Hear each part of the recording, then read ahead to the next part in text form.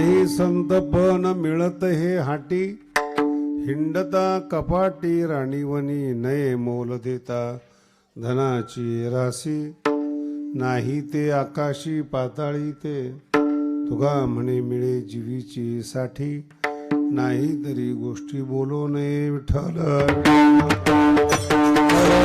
विठ्ठल.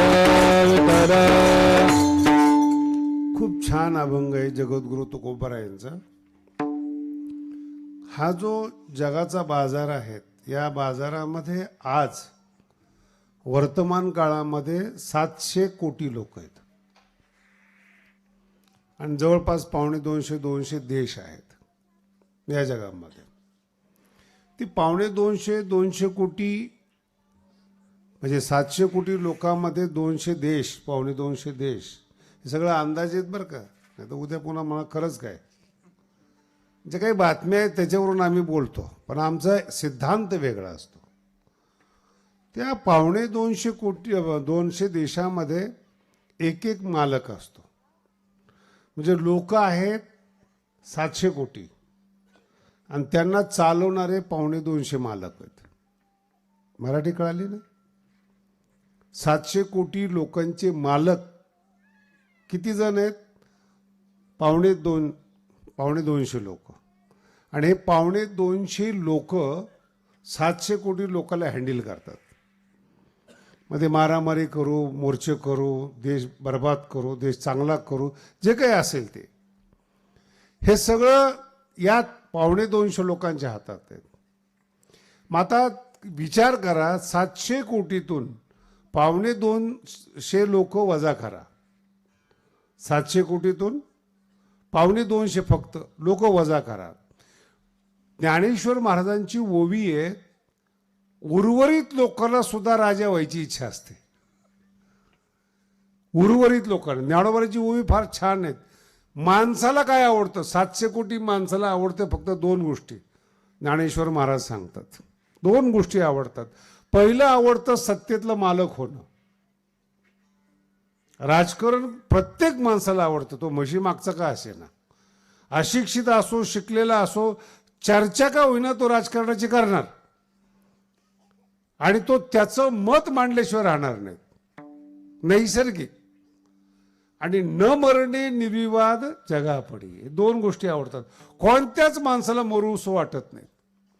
मला तर गरिबाचं मरताना काही वाटत नाही बरं का. त्या गरिबालाही वाटत नाही. कधी कधी ते गडावर म्हणतात, महाराज आता 90-92 झालेत, भगवंताला सांगा जरा आम्हाला घेऊन जा. मला अभिमान वाटतो त्या लोकांना, जाण्याची इच्छा आहे. म्हणतात कोणाला माहिती, पण इच्छा तर आहे. पण तो जेव्हा जातो तेव्हा त्याच्या पाठी मग एकाच मुलगा, 2-4 कोंबड्या, 1-2 एकर जागा, एवढंच त्याचं भांडवल आहे ना. पण लाख कोटी ज्यांनी कमवून ठेवलेले त्यांना जाताना किती वाईट वाटत असेल. तुम्ही त्याचा विचार केलाय का? अख्ख्या जगाची मुंडकी पिरगळून गोळा केलेत, भ्रष्टाचार, देशाला बुडवून जमा केलेले पैसे सोडून जाताना. कारण की भगवंताचा नियम फार विचित्र आहेत. कमवा कितीही, 100 पेक्षा जास्त जगता येत नाही. आणि तुमच्याकडे कोणताच उपाय नाहीये की शरीराला पुन्हा 1000 वर्षापर्यंत नेऊ शकाल. विठ्ठल विठ्ठल.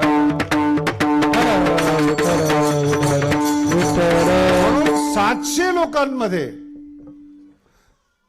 200 लोक व्हायची आवड आहे. 700 कोटी लोकात 200 कोटीमध्ये आपला 200 लोकात आपला नंबर लागला पाहिजे. म्हणजे आपण सत्ताधारी झालो पाहिजेत आणि कधीच मिळलो नाही पाहिजेत. न मरणे निर्विवाद. मग जगापडी, जगाला आवडतं, जन्माला आलेल्यांना, मेलेल्यांना सगळ्याला आवडतं आपण मरू नये म्हणून. आपल्या हातात नाही येते, आपली भावना आहेत, आपलं मन आहे. आणि दुसरं आवडतं सत्ताधिकारी होणं. जसं मी तुम्हाला सांगितले, हे 250 लोक आहेत, हे होणं प्रत्येकाला आवडतं. निवडून आलं पाहिजेत. आता सगळे दान मागणारे लोक येत आहेत बघा प्रत्येक ठिकाणी. तुमच्याकडे काही दिवसांनी येतील, जेव्हा जिल्हा परिषद, जे लोक पाया पडत नाहीत ते सुद्धा तुमच्या पाया पडतील. आणि पाया पडताना हे विचारणार पण नाही की तुम्ही लायकीचे आहेत का नाही.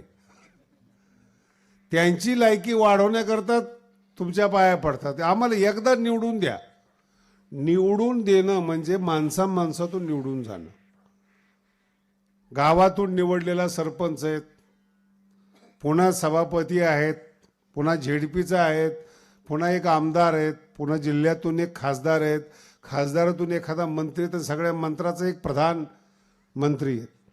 प्रत्येक लोकाची इच्छा असते. मी एका घरी थांबलो होतो पुण्यामध्ये आणि तो महापौरसाठी निवडून येणार होता. बघा, अजून निकाल लागलेला नाही, फक्त निवडणूक झालेली. आणि नेमकी त्या दिवशी मी त्यांच्या घरी थांबलो होतो पुण्यामध्ये.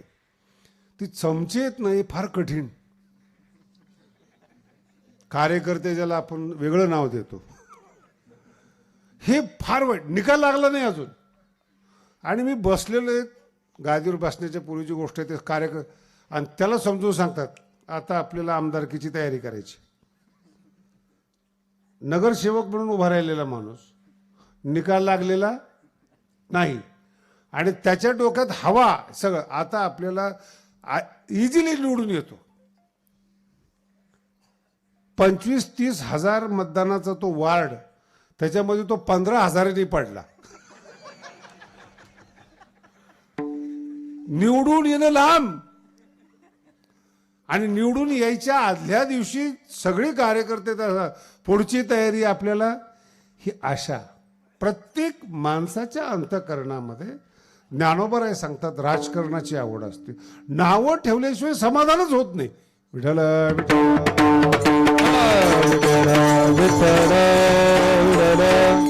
हा फार महत्वाचा भाग आहे. मग हे जे 250 लोक होण्याचा जो विचार आहे, हा झाला व्यावहारिक विचार. प्रत्येकाला मुख्य व्हावं असं वाटतं, प्रत्येक माणसाला 700 कोटी लोकांना व्हावं असं वाटतं.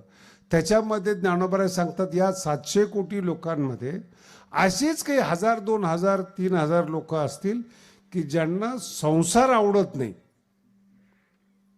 ज्यांना संसार आवडत नाही पण अध्यात्म आवडतं. अशी काही 5-50 हजार लोक 700 कोटीतून अध्यात्माच्या दिशेने येतात, म्हणजे आमच्या क्षेत्रामध्ये येतात. त्या आमच्या क्षेत्रात आल्यानंतर पुन्हा नवीन समस्या होते.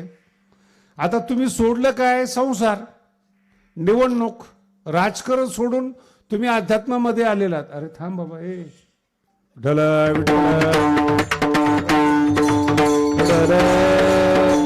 तार तोडू नका बरं का, तुमचं नुकसान होईल. हे तुमच्या चेहऱ्याकडे पाहून सांगतोय मी. आणि मग हे जे 5-50 हजार लोक प्रत्येक धर्मातले बोलतोय, मुस्लिम धर्म असो, ख्रिश्चन धर्म असो, हिंदू धर्म असो, याच्यामध्ये काही वेगळी लोक येतात की ज्यांना व्यवहारामध्ये रुची नसते किंवा व्यवहार जमत नसतो. अशी लोक आमच्या क्षेत्रामध्ये येतात अध्यात्मामध्ये. प्रॉब्लेम असा झालाय की आमच्या क्षेत्रात आल्यानंतर अगोदरच भगवान बाबा सारख्यांनी कब्जा केलेला आहे. कळते का तुम्हाला काय बोललो? ज्ञानेश्वर महाराज, तुकोबाराय हे अगोदरच मोठे संत आहेत. त्यांनी ज्ञानेश्वरी लिहून ठेवली, गाथा लिहून ठेवलाय, नाथ महाराजांनी भागवत लिहून ठेवले. आणि मग हे अध्यात्मात एंट्री केल्याबरोबर त्यांच्या डोक्यामध्ये वेगळं खूळ जन्माला येतं, आपण संत व्हायला पाहिजे. बघा, जसं मुख्य प्रधानमंत्री होण्याची प्रत्येक राजकारण्याची इच्छा असते, तसं अध्यात्मात आलं की प्रत्येकाला असं न शिकता महंत झाल्यासारखं वाटतं बरं का. मी आता नवीन नवीन पोरं पाहतो, प्रत्येकाच्या कानामध्ये भगवान बाबासारख्या त्या बाळ्या घातलेल्या आहेत. बघितलं ना तुम्ही? जॅकेट घातलेले आहेत, बाळ्या घातलेल्या आहेत. ती मला कधी कधी भेटायला येतात. मी म्हटलं, कानात बाळा घालून कुठं भगवान बाबा होता येतं का? जॅकेट घालून शास्त्री होता येईल का? बोला ना.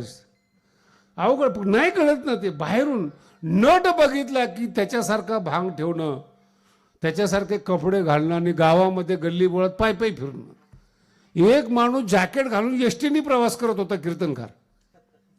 नाही कळालं? मराठी कळलं पण अवघड. जॅकेट घातल्यानंतर एसटीने प्रवास करणं चांगलं आहे का? करत होता. मी त्याला विचारलं, कस काय, कुठून आला? म्हणून आमच्या कुठं उशीर का झाला? एसटी. म्हणजे जॅकेट का घालतो? त्या काळामध्ये ती एक अटॅच प्रसिद्ध होती, ती हातामध्ये. अरे तुला जॅकेट घालायचं तर पहिली गाडी घे. थोडंसं नाही कळत लोकांना. म्हणून वर्तमान काळामध्ये प्रत्येक गावानिशी एक एक संत आहे. माझ्या बोलण्याचं वाईट वाटून घेऊ नका. प्रत्येक गावामध्ये. आणि काय काय संत एकदम अशिक्षित आहेत, त्यांना चालवणारे त्याच्या भोवतीचे कार्यकर्ते आहेत. आमच्याकडे त्यांना शिष्य म्हणतात. कळतंय तुम्हाला? अगोदर काय सांगितलं होतं? मंत्र्याचे कार्यकर्ते. आणि अध्यात्मामध्ये त्यांचंच नाव काय बदलतं? कार्यकर्तेच असतात. पण ते कोण असतात? शिष्य नाव नाही. मग त्यांनी प्रचार करायचा असतो. आमचा बाबांना इतके अशिक्षित असतात ना, त्या बाबाच्या जीवावर यांनी घरं बांधलेली असतात. आणि हा असा बाबा असतो, याच्यावर शिष्याचा ताबा असतो. हँग केलेलं असतं. बाबा इकडे गेलं पाहिजे, बाबा तिकडे गेलं पाहिजे.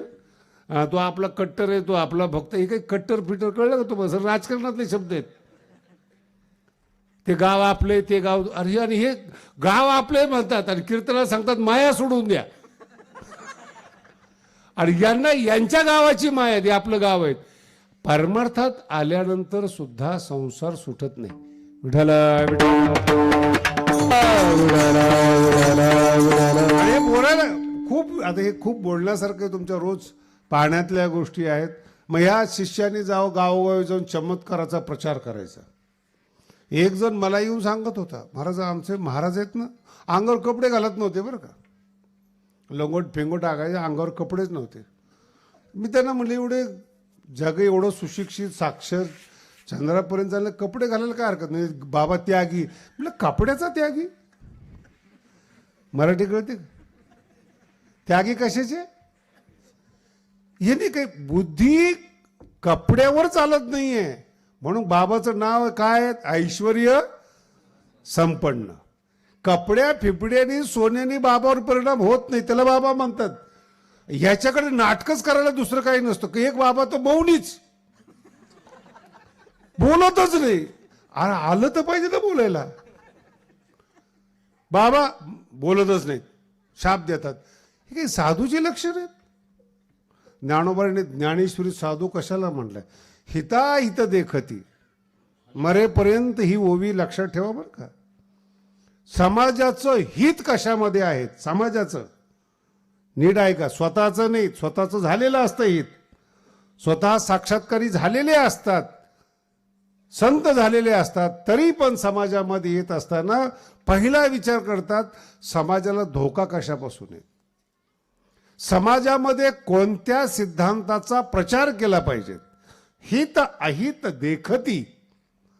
आणि जे गरीब लोक आहेत, शेतकरी लोक आहेत, अज्ञानी लोक आहेत, त्यांची हानी झाली असेल, त्यांना प्रेमाची गरज असेल, संत ते देतात. हानी कनवा घेपती. हानी झालेली असेल तर त्याला साथ देतात.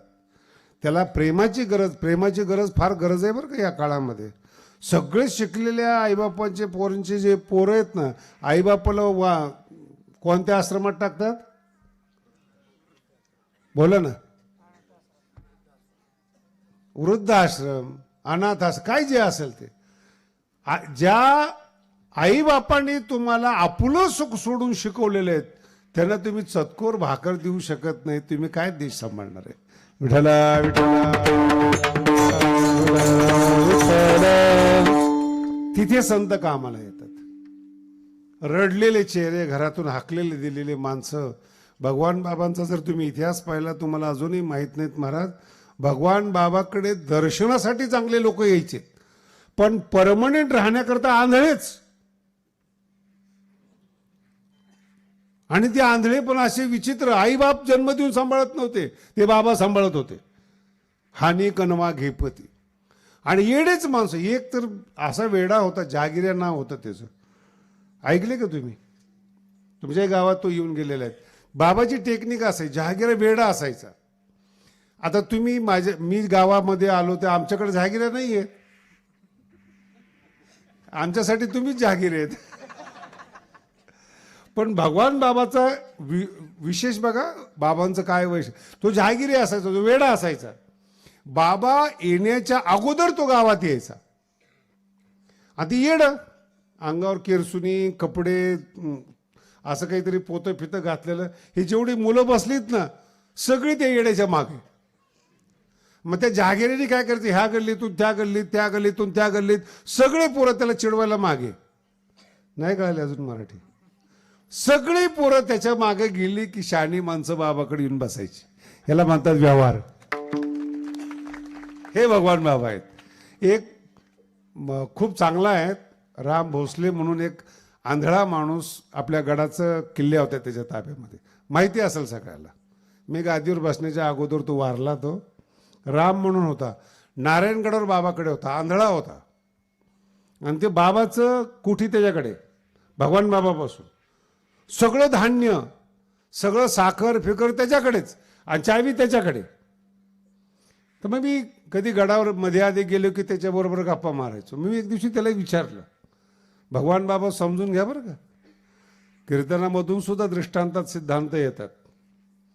मी त्या आंधळ्याला विचारलं, अरे तू सगळं ताब्यात तुझ्या, आणि एखाद्या माणसाने जर काही नेलं किंवा काय नेलं तुला कसं काय कळणार? म्हणजे चावी माझ्याकडे, नेणार नाही कोणी. म्हणून तुझ्या हातात भगवान बाबांनी चावी कशी काय दिली? ते म्हणे असे म्हणे महाराज, बाबा कळायला खूप जन्म लागतात. राम म्हणायचा बरं का आंधळा, मी खाऊन खाऊन काय खाणार, शेंगदाणे खाईल, गुळ खाईल, पण पळून तर जाणार नाही, कुठं धान्य विकायला तर नेणार नाही. पण शहाण्याच्या हातात जर चावी दिली तर काय विकेल? पुढचं बोलत आहे मी तुम्हाला, किती बर्बाद करेल हे सांगता येणार नाही. मग आंधळ्याच्या हातात चावी याच्याकरता, खा पोटाला पण नेऊ नको. हे भगवान बाबा आहेत. विठ्ठल असे जे त्या काळातले आंधळे पांगळे. आणि भगवान बाबांचा फोटो आहे ना, फार शांत आहे, पण आयुष्यातला प्रत्येक क्षण भगवान बाबांनी इतका सुंदर जगलेले आहेत. भगवान बाबाला हसवायला 2 माणसं होते.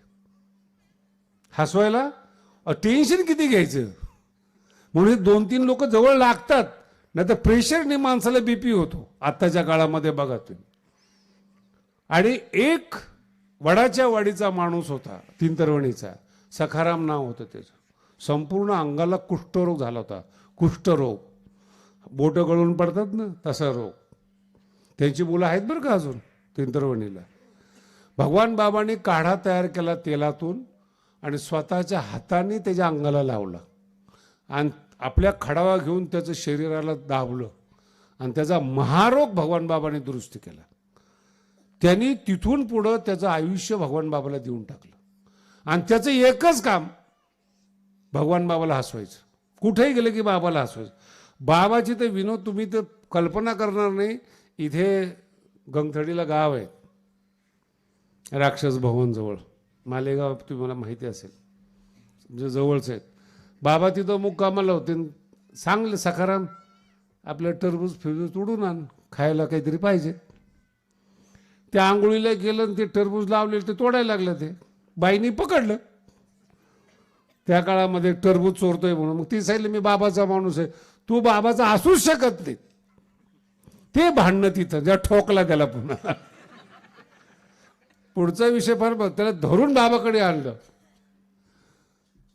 बाबाला म्हटलं तुमचा माणूस, आम्ही ओळखच नाही बाबा, कोण माहित नाही आम्हाला. जे त्यांनी बॉम्ब ठोकायला सुरुवात केली. आणि तो काही बाबाचा प्रश्न नाही, अख्ख्या फडाचा ओळखीचा आहे ना. बाबाच्या जवळचा माणूस सगळ्याच्याच ओळखीचा आहे. जे बोलायला सुरुवात केली, जे ठो ठो बोंबलायला सुरुवात केली, सगळे पब्लिक हसायला लागली. सगळ्याला माहित बाबाची विनोद, जीव घेणे विनोद म्हणतो आम्ही त्याला. विठ्ठल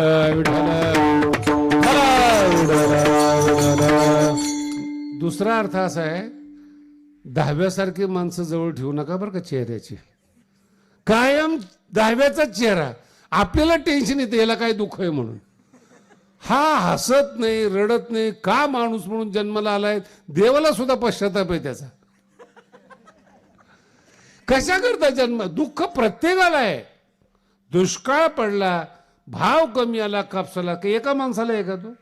संपूर्ण गावाला आहे, महाराष्ट्राला आहे तो. तू काय टेन्शन घेणार आहे? हसत राहा, हे भगवंताचं आहे. आणि त्याच्यासाठी जे जवळीक लागते ती अशा भगवान बाबा त्यांना जवळ करायचे, ज्याला समाज सोडून देत होता. हानी कणवा, त्यांना कणवा म्हणजे प्रेम द्यायचे, करुणा द्यायचे. आणि जे दुखी लोक, ॲक्सिडेंटली लोक झालेली लोक जवळ आले ना, ज्ञानोबांची ओवी, पुसोणी शिण हरिती देती सुख. त्याला विचारतात कसं काय चाललंय, कसा पाऊस पाणी आहे, कसं जीवन आहे तुझं. पुसोणी बाबांनी मला विचारलं एवढ्यात त्याचं दुःख निघून जायचं. ही संतांची कला आहे. पुसोणी क्षीण हरती आणि जवळ आलेला सुख देतात. विठ्ठल विठ्ठल ही संतांची व्याख्या आहे. याला संत म्हणतात. कळालं तुम्हाला? पुसोणी क्षीण हरती देती ही संतांची व्याख्या आहे. हे संत न होता प्रसिद्धीसाठी संत होता. आपली जाहिरात करतात संत लोक. दर्शनाला येणार आहेत, आमक्याला येणार आहेत, रिद्धी सिद्धी प्राप्त आहेत. मग रिद्धी सिद्धी प्राप्त आहे तर मग वर्गणी का करतो? कळते का तुम्हाला? रिद्धी सिद्धी प्राप्त आहे, सगळी धन दौलत तुझ्याकडे, देव तुला प्रसन्न आहे, माणसाला का त्रास देतो? आणि माणसाला अक्कल नाही तर ह्याला सगळंच प्रसन्न देता का तुम्ही? कळतंय तुम्हाला? आणि पुन्हा म्हणतात आमचे बाबा रिद्धी. अरे काय बावट आहे का काय का काय? नाही म्हणे महाराज. पण त्यांनी अशी लोक आमच्या परमार्थामध्ये मोठ्या मोठ्या संतांकडे पाहून डुप्लिकेट संतांचा अवतार धारण करून दाढी जटा सगळं वाढवून समाजाला लुटण्यासाठी संत झालेले आहेत. हे ज्ञानोबरांनी आपल्याला सावध करतात. विठ्ठल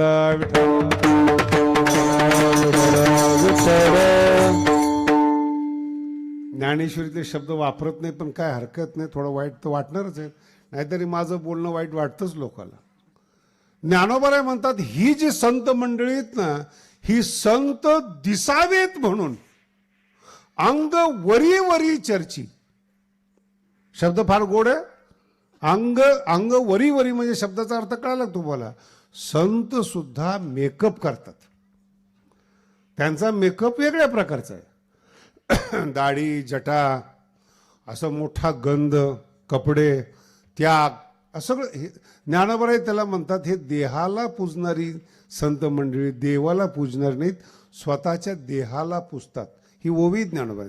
अंग वरी वरी हा शब्द विसरू नका. वर वर चमक, आत मात्र कपटाने भरलेला अंतःकरण आहे. ज्ञानेश्वरीच्या 13व्या अध्यायामध्ये एवढे सुंदर सुंदर विषय आहेत. ज्ञानोबराय कधी कधी विनोद पण करतात. हे वर वर देहाला सजवणे ना, आता इथं ज्ञानोबराय थोडे सभ्यतेने बोललेत अंग वरी वरी चर्ची, पण दुसऱ्या ठिकाणी एवढा तडाखा दिलाय ज्ञानेश्वर महाराजांनी. यांचं वरचं सजवणं म्हणजे प्रेताला सजवण्यासारखं आहे. लक्षात आलं? प्रेताला सजवण्यासारखं. मला सांगा, प्रेताला किती जरी सजवलं आत प्राण नाही आहेत. आत तसं संत होण्याकरता तुम्ही निघालायत, आत ज्ञान नाही. आणि आत ज्ञान नसेल तर तुमच्या वरच्या संतपणाला काहीही उपयोग नाही. विठ्ठल आणि संत म्हणून सजण्यासाठी कपडे बाजारामध्ये मिळतात, भस्म बाजारामध्ये मिळतं, जो देखावा आहे तो बाजारामध्ये मिळतो. जगद्गुरु तुकोबराय पहिल्या चरणात सांगतात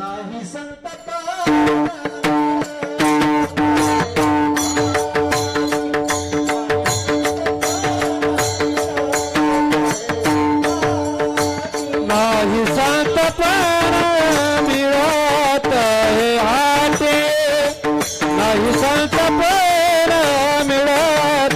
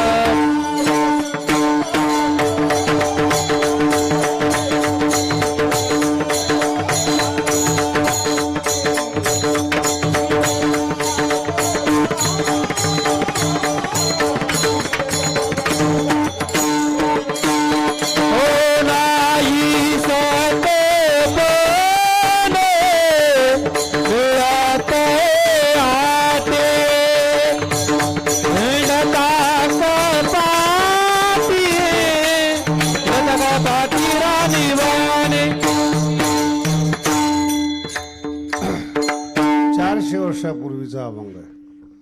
बाजारामध्ये संत पण मिळत नाहीत. नाही संत पण मिळत हे हाटी. हाटी म्हणजे बाजारामध्ये.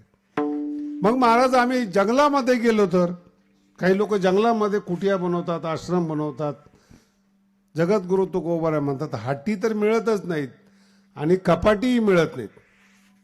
कुठंच मिळत नाही, रानामध्ये मिळत नाहीत. मग आता एक भारतामध्ये एक नवीन प्रचलन आहे बरं का. जे श्रीमंत लोक आहेत ना, मोठे मोठे डॉक्टर लोक आहेत, त्यांची मुलं अभ्यास नाही करत. बापांनी गमवलेलं असतं, मुलं ऐश करतात. पण ते पुढचा भाग चालवण्यासाठी त्या मुलाकडे डिग्री फार आवश्यक आहे. आणि मग काय करतात ती लोक, एखाद्या बुद्धिमान मुलाला विकत घेतात. याचा PhDचा प्रबंध लिहून दे, याचा पेपर डॉक्टरीचा लिहून दे, याला थोडी मदत कर. नाहीच काही झालं तर भारताची विशेषता आहे, आपली डिग्री सुद्धा विकत मिळते. आणि ह्या डिग्री विकत मिळण्यामध्ये लहान लहान लोक नाही आहेत. डिग्रीवर मोठ्या मोठ्यांच्या शंका निर्माण होते की खरे शिकलेत का म्हणून. हा 400 वर्षापूर्वीचा अभंग आहे, त्याचंच मला विशेष वाटतं. डिग्री सुद्धा मिळते विकत, हे तुकोबाराय सांगतात. पण संत पण पैसे देऊन विकत मिळत नाहीत. दुसऱ्या चरणाचं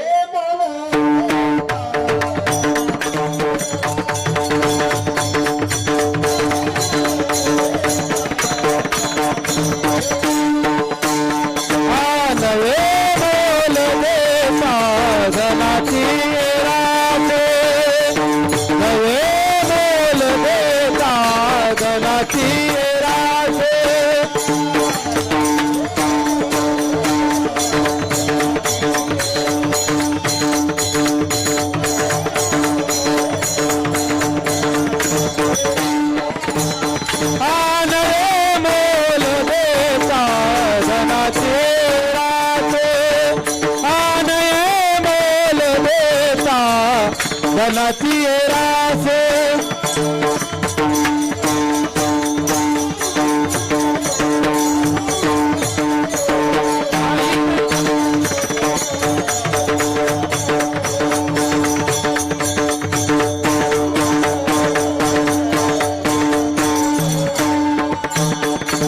नाही ते आकाशी पाताळे ते पाताळे नाही संतपण मिळताय हाते नाही संतपण मिळताय हाते.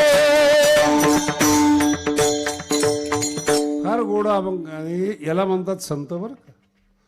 जे आज चाललेले मार्केटमध्ये ते 700 वर्षापूर्वी ज्ञानोबांनी लिहावं, संतांनी सांगावं, याला दूरदृष्टीचे संत म्हणतात. आणि ही दूरदृष्टी पैशाने विकत नाही मिळत. तुम्हाला एक आनंदाचं गणित सांगतो. खूप किचकट केस आहे, करोडो रुपये मिळत असतील किंवा नसतील मिळत, पण ती किचकट केस जर सॉल्व्ह झाली, तो जो आनंद आहे तो पैशाने विकत नाही मिळत. किचकट ऑपरेशन आहे, पेशंट मृत्यूच्या दारात उभा आहेत, तिथून खेचून आणणाऱ्या डॉक्टरला आनंद होतो ना, तो पैशाने कधी मिळत नाही. मग त्याला काय करावं लागलं असेल, त्याला अभ्यासासाठी वेळ द्यावा लागलेला आहे. एवढा पेशंट मरणाच्या दारात गेलेला ओढून आणणं हे पैशाने झालेल्या डॉक्टरचे कामं नाही. ते त्याला प्रॅक्टिस लागते, अभ्यास लागतो आणि ज्ञान लागतं, आणि मग तो पेशंट खेचला जातो. मग सगळेच डॉक्टर झालेत, पण काही लोक म्हणतात नाही अमुकच डॉक्टर चांगला. मराठी कळली का? सगळेच डॉक्टर आहेत, पण एकाचा गुण सगळेच संत आहेत, भगवान बाबाचाच गुण येतो. सगळेच संत आहेत, सगळेच ज्ञानी आहेत, सगळे वक्तृत्ववान आहेत. ऐकावंसच वाटत नाही, रसच नाही त्याच्यामध्ये. पैशानी मार्केटिंगनी संत होता येत नाही, मूर्ख बनवता येतं. नीट आहे, मार्केटिंग माणसाला मूर्ख बनवते. अहो काय काय सांगायचं तुम्हाला, ती मी खेडेगावातल्या मुली बघतो ना, ते येतात तेव्हा त्यांच्या चेहऱ्यावर पावडर दिसते. सांगतही नाही कोण, पण त्या पावडरनी काही होते तुमच्या अजून लक्षात नाही. सायन्स असं आहे, गोरे लोक जे आहेत युरोपचे आणि इंग्लंडचे, ते लोक चेहऱ्याला पावडर लावत होते लंडन फिंडन या ठिकाणी. त्याचं कारण आहे तिथं 0 डिग्री, -1, -2 अशा टेम्परेचरच्या सिस्टीम्स आहेत. कधी कधी 10 जाते त्यांच्याकडे. मग ती जी थंडी आहे चेहऱ्याला लागल्यानंतर आतमध्ये त्रास होतो. ते छिद्र बुजावेत म्हणून ती थंडी. मराठी कळली? थंडीनी रोम छिद्रातून आत प्रवेश करू नये म्हणून ते पॅक करण्याकरता ते पावडर लावतात, थंडी वाजू नये म्हणून. याचाच आपल्यातला एक प्रकार आहे. तुम्ही आता जर कुंभमेळ्यात गेले थंडीच्या दिवसामध्ये, सगळी लोक स्वेटर फिटर घालून संसारिक माणसं फिरतात. ती नागा लोक जे आहेत ना, बिना कपड्याचे फिरतात. हा चमत्कार नाही, त्यांच्या अंगाला राख लावलेली असते, ती पण पावडरच आहे. आता ती विकत नाही घेऊ शकत पावडर, म्हणून ते काय सोपं साधन काय, राख आहे. पूर्ण शरीराला राख लावतात. छिद्र जर तुमच्या शरीरातली बंद झाली, थंडीने प्रवेश कुठं करायचा. म्हणून जेव्हा भगवान शंकराविषयी बोललं जातं, चिताभस्म लेप, भस्म लावले जातात माणूस मेलेल्या जागेचे, उष्णता असते त्याच्यामध्ये, बर्फात राहायचे. म्हणून भगवान शंकर सगळ्यात देखणेत बरं का. खूप सुंदर वर्णन आहे. कर्पूर गौरम करुणावतारम.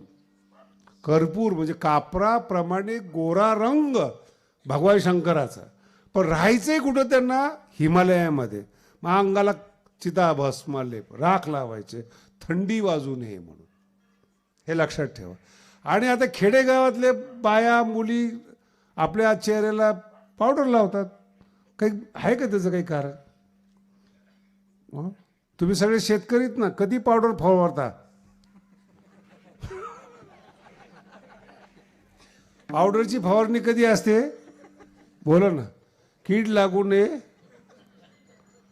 आता बघ, का लाव, तुम्ही ह्याला म्हणतात व्यवहार.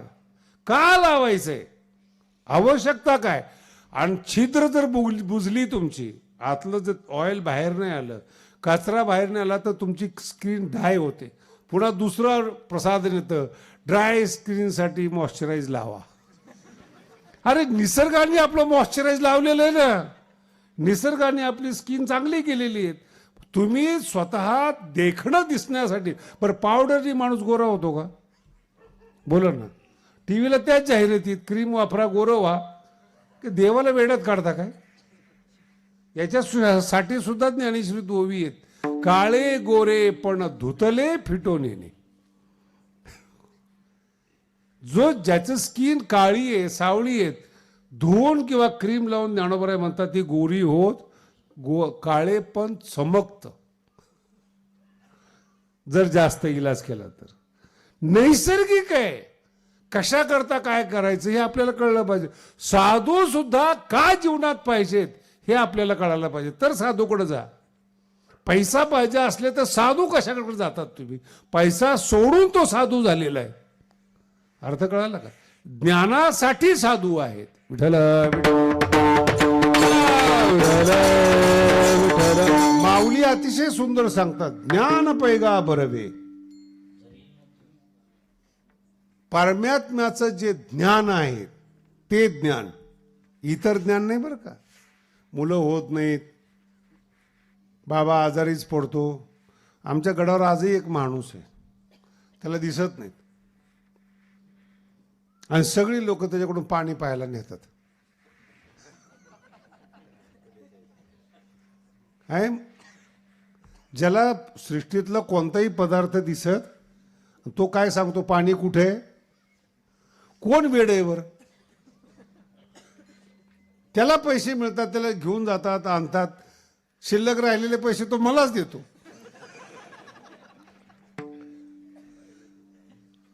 कोणाला काय विचारावं? का संत पाहिजेत? परमात्म्याचं ज्ञान हवं असेल तर संताची गरज आहे. नीट आहे का? मुलं बाळ होण्यासाठी विज्ञान आहे, संसार राजकारण शिकण्यासाठी राजकीय लोक आहेत, व्यापार शिकण्यासाठी उद्योजक आहेत. जर तुम्हाला परमात्म ज्ञान पाहिजे असेल, ते ज्ञान परमात्म्याचं ज्ञान बरं आहे, उत्तम आहे, ते जर तुम्हाला पाहिजे असेल तर भगवान श्री ज्ञानोबराय म्हणतात, जरी मनी आथी आणावेत, मनाला जर असं वाटत असेल की ते ज्ञान असावं, मग संताया भजावे, संतांची सेवा करावी सर्वस्वची. मग जर त्यांच्या मनात आलं तर ते तुम्हाला ज्ञानाचा उपदेश करतात. यासाठी संत आहेत. आणि ते ज्ञान प्राप्त करावं याच्या अगोदर त्या संताकडे ज्ञान पाहिजे. नाही कळालं? संताकडे नाही लक्षात येत महाराज. कधी कोणत्या माणसाकडे झाले काय माहिती नाही. आपल्या शहागडची गोष्ट आहे. एक डॉक्टर तिथं प्रॅक्टिस करत होता. तुमच्याच भागातलं नाव सांगत नाही मी. 20-25 वर्षापूर्वीची गोष्ट आहे. आणि त्याच्या तोंडात एखाद्या शेतकऱ्याच्या पाखरू गेलं, मेलं, ते पडलं, गेलं निघून. त्याच्या मेंदूमध्ये बसलं की ते पाखरू इथं आहे. हृदय धडधड करतं ना. मग त्याला असं वाटलं की हे जे हालते असं असं ते पाखरू आहे, फुलपाखरू. सगळ्या डॉक्टरकडे गेलं, सिटी स्कॅन केला, सगळं केलं. ह्या बहादराने सगळ्याला येड्यात काढलं. जेवढे शिकलेले आहेत ना, हे मूर्ख डॉक्टर आहेत, जमेच ना त्याला. पण ती धड धड धड धड. आता त्याच्याशिवाय आपण जिवंत राहत नाही, कुणी सांगायचं त्याला. सगळ्या डॉक्टरने सांगितलं काही झालेलं नाही, तुला हृदय चांगलं आहे वगैरे, पटतच नाही. ह्या डॉक्टरकडे आला, शहागडच्या. मग त्याने विचार, आणि काही डॉक्टर जे तज्ज्ञ नसले ना, त्यांचं काम खूप छान असतं. तुमचं सगळं दुखणं ऐकून घेतात, आणि तुमचं ऐकून घेतलं ना तर अर्धा आजार तिथंच बरा झालेला असतो.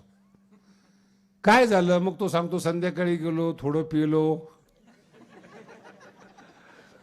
पोट खराब झालं, अमकं झालं, तिथं वकारी आली, सगळं सांगतो. हा जो डॉक्टर असतो, जो अशिक्षित आहे, फार तज्ज्ञ स्पेशलिस्ट, ऐकून घेतो. त्याच्याकडे पेशंटच कमी आहेत ना, सगळं ऐकून गेलं. अरे असं ठीक आहे. मग ते काहीतरी गोळी पिळी देतो, तो नीट होतो. ऐकल्यामुळं अर्धा आजार बरा झाला. तुमचं कोणी ऐकूनच घेत नाही. डॉक्टर घेत असेल तर मनाला बरं वाटतं. मनाला बरं वाटलं की शरीर चांगलं होतं. आणि लगेच लोक मग गेल्या गुण आला हो, असं असतं कधी. डॉक्टरकडे गेल्या गुण आला, लोक सांगतात. याचं कारण हे, यांनी सांगितलं आपला इतिहास, असं झालं तसं झालं. तो मला ऑपरेशन करावं लागेल, ते फुलपाखरू काढावं लागेल इथून, 1 लाख रुपये लागतील. अहो जीवाचा प्रश्न आहे, देतो तो मला. त्याला बेशुद्ध केलं, चिरा मारला, शिवून घेतलं, आणि फुलपाखरू पकडून आणलं होतं. घडलेली कथा सांगतोय तो. डॉक्टर पण जिवंत आहे अजून, भगवानगडाचा शिष्य आहे तो. त्यांनी त्याच्या जीवनातलं मला सांगितलंय. आणि फुलपाखरू पकडून आणलं, त्याला जेव्हा शुद्धीवर आला, हे बघ हे होतं म्हणे फुल. राईट, हेच आहे, हेच याला म्हणतात डॉक्टर. सोडू का म्हणे फुलपाखरू, सोडून द्या म्हणे, आता काय टेन्शन नाही, नीट झालं ते. असे विडी माणसं कोणत्याही अज्ञानी माणसाला संत मानतात. हा धोका आहे. विठ्ठल विठ्ठल, कशाचाही गुण येतो, कशालाही मानतात, कोणत्याही. ज्ञानेश्वरीमध्ये याच्यापेक्षा फार परखड सांगितलेले आहेत. तरी सुद्धा ज्ञानोबराय म्हणतात हे संत नाहीत. कारण की संत पण न आकाशामध्ये आहे, न पाताळामध्ये, न रानावनात आणि बाजारामध्ये. संत व्हायचं असेल तर भगवान बाबा प्रमाणे आपलं शरीराचं अंग कापावं लागतं, मग संत होता येत. शेवटच्या चरणात सांगतो,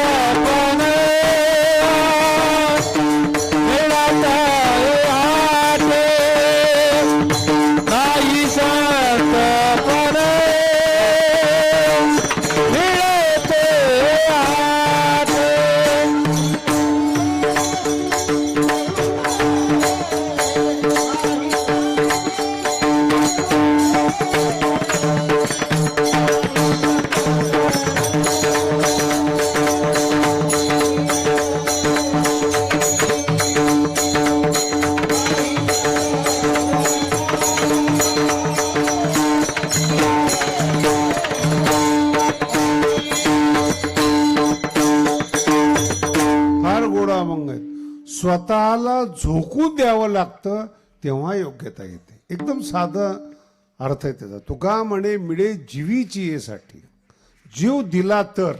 जीव देणं म्हणजे आत्महत्या करणं नाही बरं का, समर्पित होणं. तुम्हाला जगात सगळ्यात श्रेष्ठ व्यापारी व्हायचं असेल तर तुम्हाला त्या व्यापारात समर्पण करावं लागतं. घरात किती आई वडील आहेत, किती पत्नी आहेत, किती मुलं आहेत, दुर्लक्ष करावं लागतं तर तुम्हाला पैसा मिळतो. राजकारणी लोकांचं आयुष्य बघा, महिना महिना 2-2 महिने घरात जात नाहीत ती लोक. अजून दिल्लीतल्या लोकांचं बघा तुम्ही, किती महिने घरातल्या कुटुंबाची भेट होत नाहीत. किती फिरावं लागतं. तुम्ही अंदाज का, तुम्हाला शिवाय द्यायला बरं वाटतं. ते उठलं की ह्याला काय अक्कल आहे, त्याला काय अक्कल आहेत. मंत्र्याची सुद्धा अक्कल लोक बाहेर काढतात. पण ते होण्यासाठी समर्पण लागतं.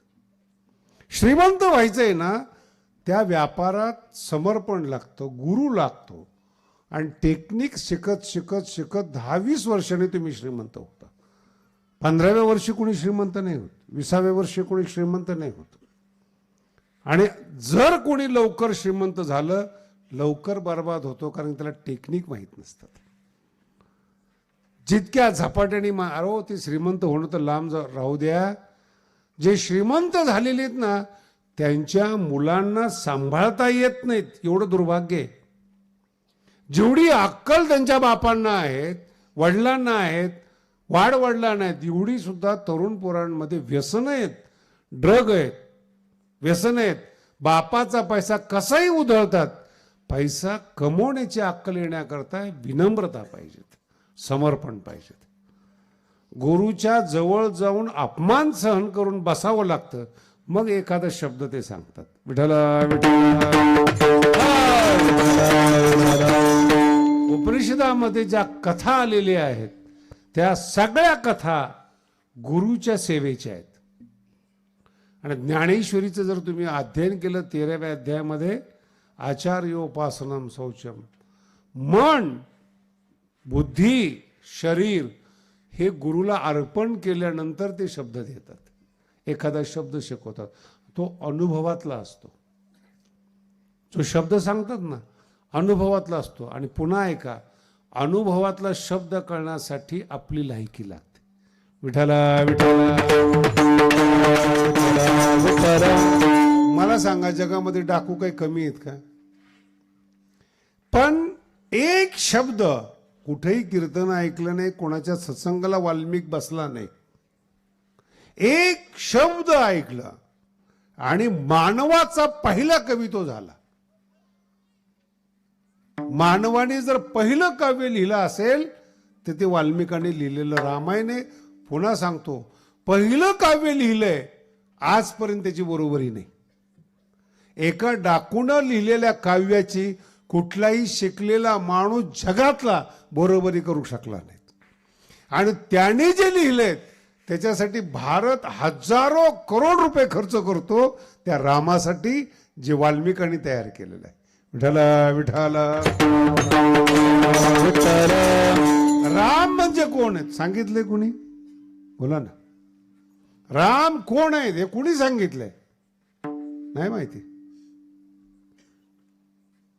राम ही निर्मितीच महर्षी वाल्मिकांची. त्यांनी जर रामायण लिहिलं नसतं, तुम्हाला कळालं असतं का? रामाच्या अगोदर दशरथ आहेत, दशरथच्या अगोदर आज आहेत, आजच्या अगोदर रघु आहेत. त्यांच्या नावाने काय चालतंय का? सगळी परंपरा आहे. भगीरथ सुद्धा रामाचे पूर्वज आहेत, त्यांनी गंगा आणलेली पृथ्वीवर. गंगा आणली म्हणजे अंधश्रद्धा नाही बरं का, खूप समजून घ्या. जेव्हा तुम्ही गंगोत्रीला जाल तर असं सांगण्यात येते की 10 पिढ्या लागल्या गंगा आणायला. लागणारच त्या पिढ्या. गंगा आणणं म्हणजे काय?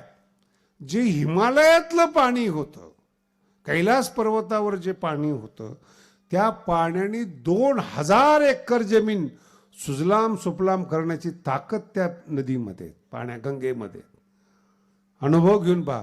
गंगा जिथून निघाली तिथून शेवटपर्यंत सगळी जमीन बागायतीत. 2 वेळेस पूर येतो तिला. पावसाळ्यामध्ये पूर येतो आणि बर्फ वितळल्यामुळे पुन्हा एकदा पूर येतो. म्हणजे उन्हाळ्यामध्ये सुद्धा पाणीच जिथं आपल्याला नसतं. आणि पावसाळ्यामध्ये ती गंगा तुम्ही आजही जाऊन पहा. गंगोत्रीच्या रस्त्याला 10 पिढ्या का लागल्यात? पर्वत आडवे होते, 2 पर्वत असे. ते पाणी येण्याकरता हे काटलेले आहेत. जे कटिंग केलेले आहेत ना त्याच्या खुणा आत्ता आहेत. मराठी कळली ना? त्याच्या खुणा दगडांच्या गंगोत्रीपर्यंत त्याच्या खुणा आहेत. आणि 6च महिने काम करता येत होतं. हे आत्तासारखे मशिनी नाही आहेत, हीटर नाही आहेत बर्फ असताना काम करायला. मग प्रत्येक बर्फ पडणं बंद झालं की मग ते जायचे, जोडलेले पर्वत तोडायचे. असा त्या पाण्याला रस्ता करत करत 10 पिढ्यानंतर राजा भगीरथाला सफलता मिळाली. आणि मग ते पाणी कलकत्त्यापर्यंत, बंगालच्या खाडीपर्यंत ते पाणी आणलं. आणि 2000 एकर परिसर बागायती झाला. हे त्या काळातले. आणि ते पूर्वज आहेत रामाचे, परिश्रम करणारे. पण रामायण कोणाच्याच नावाने लिहिलं नाही, कारण की वाल्मिक मिळाले नाहीत त्यांना. रामाला वाल्मिक मिळालेत, भगवान श्रीकृष्णाला महर्षी व्यास मिळालेत, म्हणून ही पात्र अजरामर आहेत. विठ्ठल विठ्ठल. ते महान आहेत हे सांगणारे कवी पाहिजेत.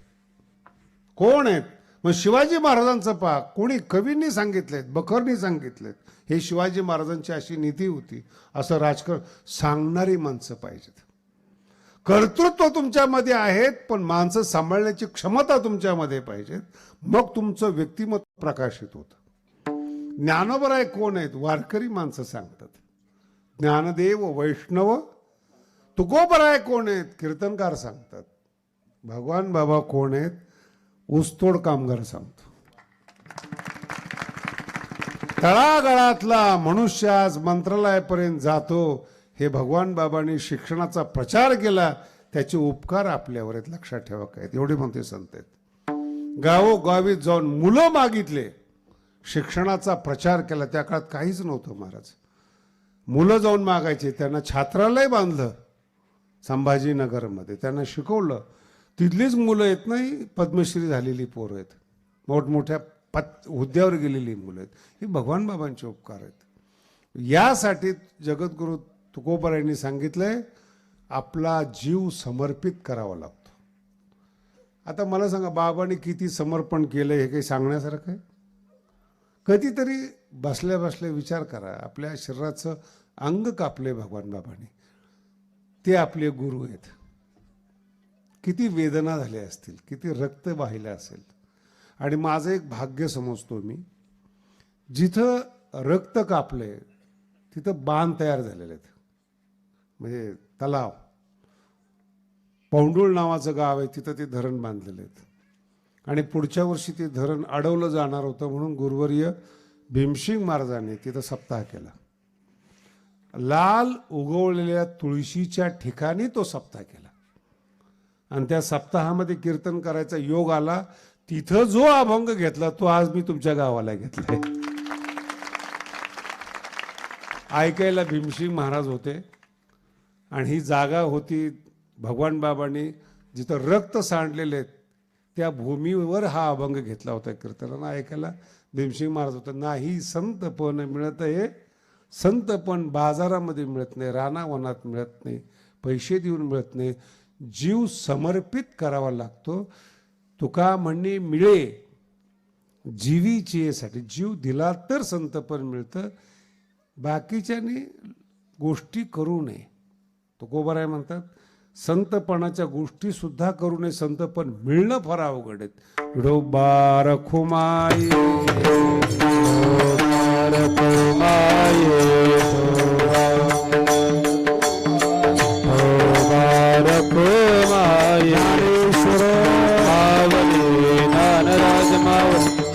ज्ञानेश्वर मावले ज्ञानराज मावले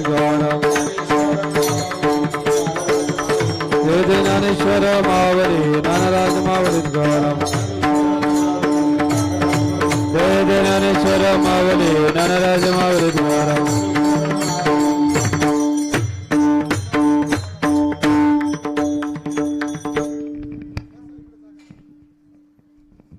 सगळ्यांनी कीर्तनची आपली हौस पूर्ण झाली. योग आहे आपला बाबांच्या तुळशी उगवल्या त्या ठिकाणी हा अभंग होता आणि गुरुवारी भीमशी महाराज होते आणि त्यांची एक आठवण म्हणून आज आपल्या पाचोडमध्ये कीर्तन झाले. फक्त आता अडवू नका मला आणि दर्शनासाठी अंगावर येऊ नका. सगळ्यांनी रस्ता द्या. तुम्ही आपल्या घरी बसणार आहेत, मला लांब जायचे आणि आपल्याला आता तयारी करावी लागते भगवान बाबांच्या पुण्यतिथीची 4 तारखेची. पुन्हा एकदा सगळ्याला सूचना आहेत.